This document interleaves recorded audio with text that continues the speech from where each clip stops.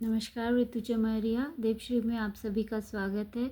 आज हम चर्चा करने जा रहे हैं एक ऐसा व्यक्तित्व जिसका वध करने के लिए स्वयं भगवान विष्णु को अवतरित होना पड़ा। वह है रावण। रावण आप सभी जानते हैं कि ये महादेव का के सबसे बड़े भक्त माने जाते हैं और अपने ज़माने के आधुनिक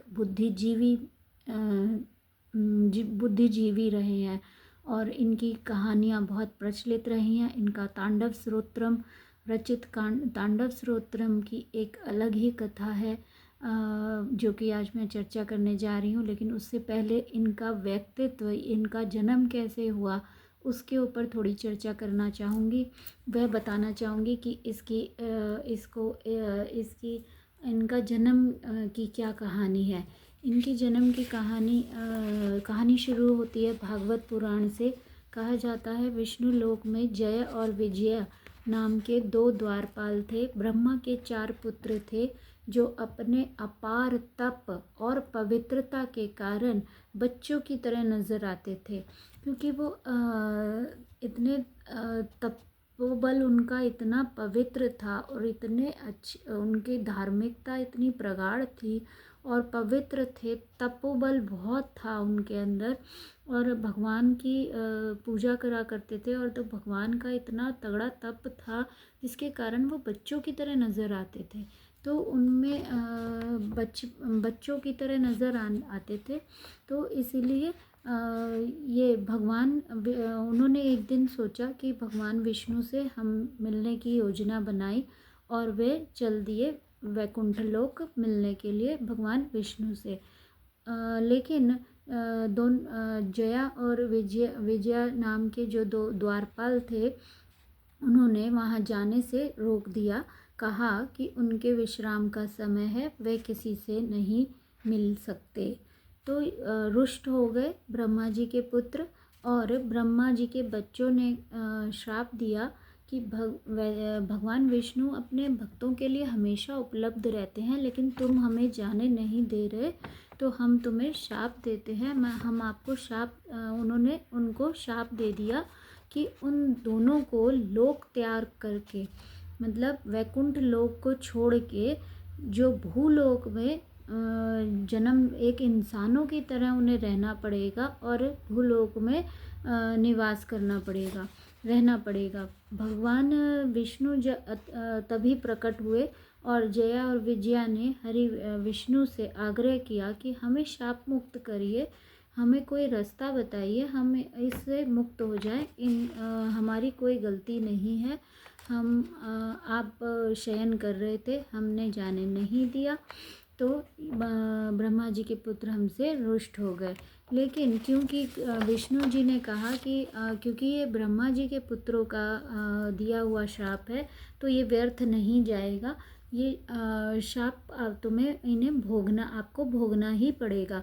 तो भगवान ने 2 विकल्प दिए जया और विजया को कि 2 विकल्प हैं, या तो 7 जन्मों तक भक्त बनकर जिए धरती पर, और या 3 जन्म तक, 3 जन्म जो है वो दुश्मन बनकर जन्म ले। तो आपको कौन सा विकल्प पसंद है? तो जो विकल्प आपको सही लगेगा वो अवतरित वैसे ही अवतार लेना पड़ेगा, यह तो काटना ही पड़ेगा। तब जो जया और विजया था, उन्होंने यह दूसरा विकल्प चूज़ किया और दूसरे विकल्प में दुश्मन बनकर जन्म लेना चूज़ किया, ताकि हम उन्हें मोक्ष की प्राप्ति होए भगवान के द्वारा। और ये जय और विजया रावण और कुंभकर्ण का जन्म था। इसीलिए ये दोनों भाई अवतरित हुए थे और भगवान की कठोर तप और तपस्या इन्होंने करी और इन्हें वरदान स्वरूप भी मिला। अब इनके पिता जो थे, रावण के जो पिता थे विश्रवा थे, और जो सोने की लंका का निर्माण हुआ था वह इन्होंने ही किया था। और ये सोने की लंका की कहानी के पीछे भी एक कहानी है शिव पार्वती से ही संबंधित। वो फिर किसी दिन होगा तो वह भी सुनाऊंगी, मैं बताऊंगी आपको क्या कथा है। लेकिन शिव पार्वती की से ही रिलेटेड ये कथा है। और बाद में ये सोने की लंका रावण ने ही रख ली थी, लेकिन लंका जो निर्माण हुआ था ये शिव पार्वती के लिए ही हुआ था। लेकिन दे दिया भगवान ने, हमारे भोले भंडारी ने दे दिया रावण को। अब कैकसी कैकसी जो थी वो उनके गर्भ से जन्म लिया था। और कैकसी जो थी राक्षस प्रवृत्ति की थी, और पिता जो थे ब्राह्मण प्रवृत्ति के थे, ब्राह्मण कुल के थे। तो इसीलिए दोनों का सामंजस्य उनको मिला और दोनों की ही प्रवृत्तियाँ उनमें थी, राक्षस प्रवृत्ति भी थी और ब्राह्मण प्रवृत्ति भी थी। इसीलिए उनको पाठ और ये सब का ज्ञान बहुत था। प्रकांड पंडित माने जाते हैं, माने गए हैं, माने जाते हैं नहीं माने गए हैं। और मतलब इतने प्रखर थे, वो सब जानते थे, वह सब बहुत विख्यात थे अपने मतलब आधुनिक बुद्धिजीवी थे वो। मतलब इतने बुद्धिमान थे, इतने टैलेंटेड थे वो थे रावण। और प्रकांड पंडित थे वो। और कोई ऐसा अध्ययन नहीं था जो उन्होंने नहीं किया था। वे सब चीज़ों का उन्हें अध्ययन था। और अब महादेव के सबसे बड़े भक्त अपने ज़माने के सबसे बड़े भक्त थे। और वह अपने आप को ये कहते थे कि मैं उनका भक्त ही नहीं, मैं दास ही हूँ, मैं दास भी हूँ उनका। और भगवान महादेव के अलावा वह किसी से उनका इतना स्नेह नहीं था, मतलब वो मित्र भाव नहीं था जितना महादेव से था, महादेव से था। और जब युद्ध हुआ और राम जी ने पूछा कि ना कि मेरे से क्या वो था, अगर आपको मुक्ति चाहिए थी तो आप सीधे कर लेते, इसके लिए इतना युद्ध क्यों करना, युद्ध क्यों किया। तो भगवान कह रही हूँ, रावण ने बोला कि मैं इतना दुराग्रही और हठी हूँ, लेकिन अति प्रिय शिष्य भी हूँ। और अति प्रिय शिष्य के लिए भगवान ने आपको, महादेव ने आपको मेरे मुक्ति के लिए चुना।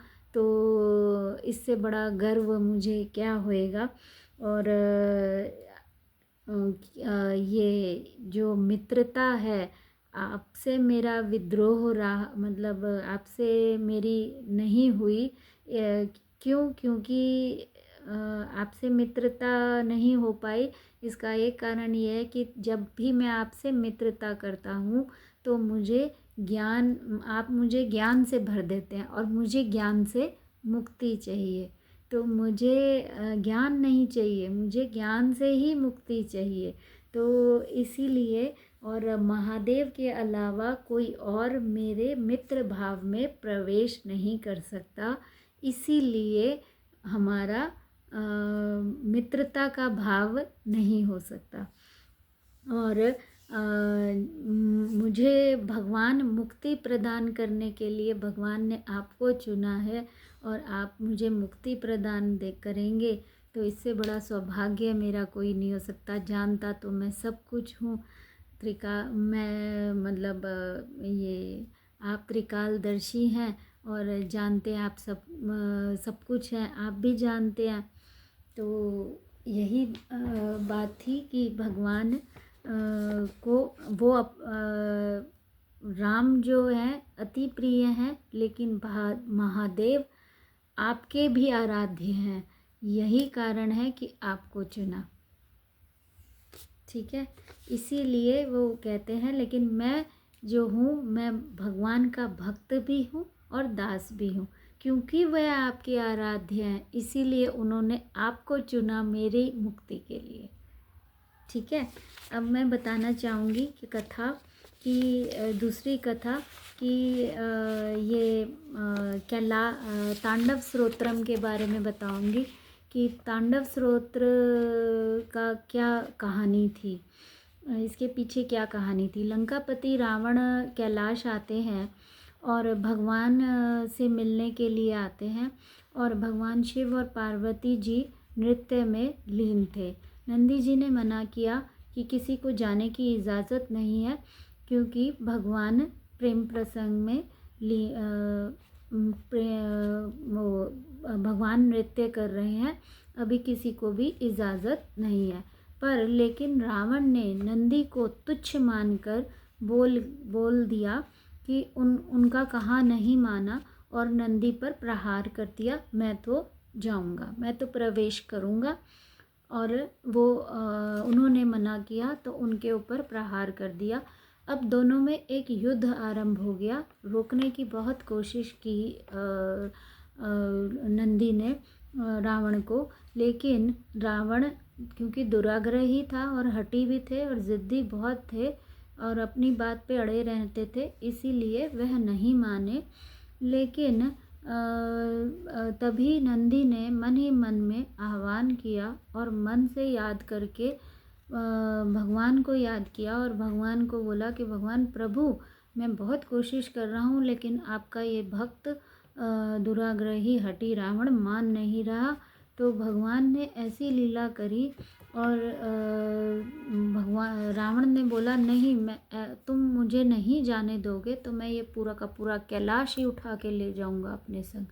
तभी भगवान को नंदी ने भगवान को पुकारा और कैलाश हिलने लग गया। जैसे ही हाथ नीचे किया, रावण ने उठाने के लिए हाथ को नीचे किया, नींव को उठाने की कोशिश करी तो नंदी ने रोकने की कोशिश करी।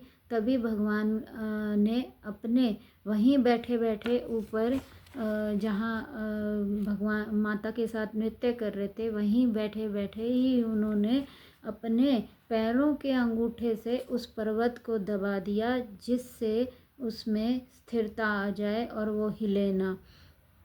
वहीं तभी और अपने पाँव के अंगूठे से उस पर्वत को दबाया, तब जो रावण की जो बाह थी वो दब गई और वह कराने लग गया। वह रोने, उसको अत्यधिक पीड़ा हुई। तब जो उसके मंत्री गण थे उन्होंने सलाह दी कि आप भगवान की स्तुति कीजिए, भगवान का गान कीजिए, ताकि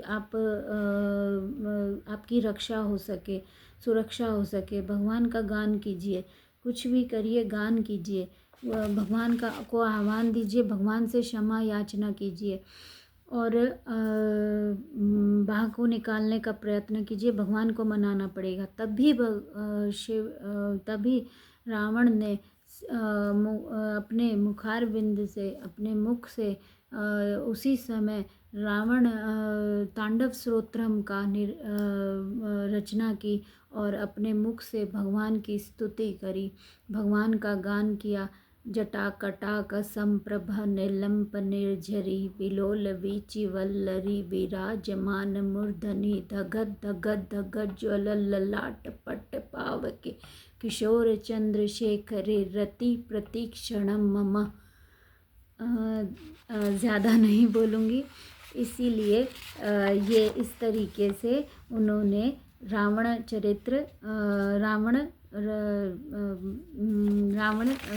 ये तांडव स्तोत्रम का निर्माण हुआ।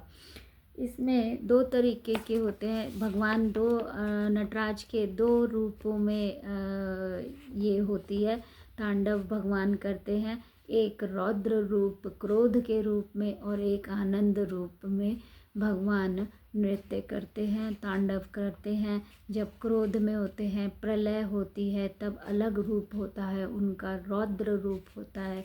और जब खुश होते हैं, माता के साथ नृत्य करते हैं, तब वह आनंद रूप होता है।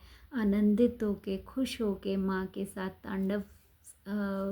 तांडव करते हैं, वह अनूठा ही एक रूप होता है भगवान का, जो देखने में मनोरम और मधुरम बहुत ही प्यारा लगता है।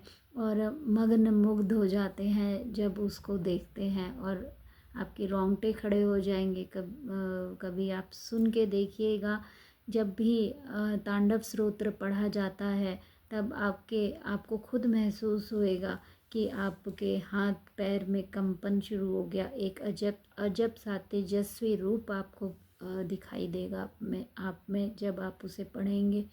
और नकारात्मकता दूर होती है इसको सुनने से। अगर कोई भी भूत प्रेत बाधा होती है तो यह भी चला देने से, अगर ऑडियो भी आप म्यूज़िक भी चला देंगे और रोज़ चालू रखेंगे तो घर की नकारात्मकता भी दूर होती है इस तांडव स्तोत्रम से। धन्यवाद ऋतुजा मारिया।